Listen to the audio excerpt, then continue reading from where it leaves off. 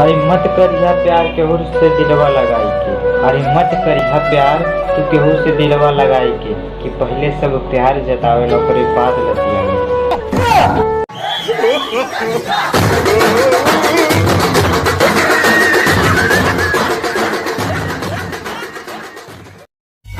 एगो बात बताई दोस्तों कि घरवा रात रही तो माई कहत रहे कि एगो थरिया अब खाना खा के सूत जाई।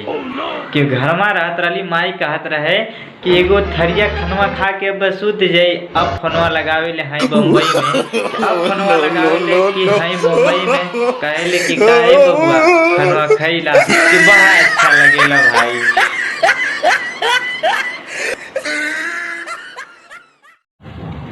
अरे काहे रोलू जब हंसावे के न रहे, काहे गुनगुनौलू जब गावे के न रहे, काहे हंसौलू,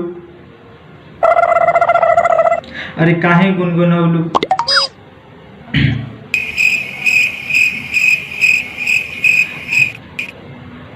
अरे काहे रोलू जब हंसावे के न रहे, अरे काहे हंसौलू।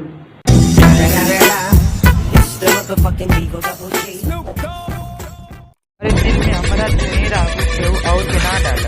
अरे दिल में हमारा तू ही रहू केहू और के ना डालत। सुना ये करे जा हमरा के छोड़ा के दूसरे से प्यार करू ना तो छोटवा उखाड़ के मार।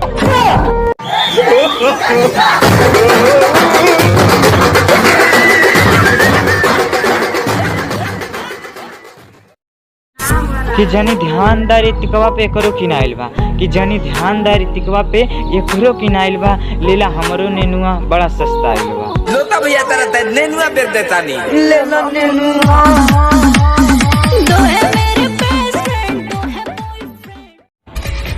अरे 1-2 साल ना हमसे 10 साल प्यार करबो हम उहे प्यार देब। अरे 1-2 साल ना हमसे 10 साल प्यार करबो हम उहे प्यार देब। तो सुना ये करे जा कि सुना ये करे जा हमसे दिलवा लगेबू ना तुम तोरे माई से जाके कह देब।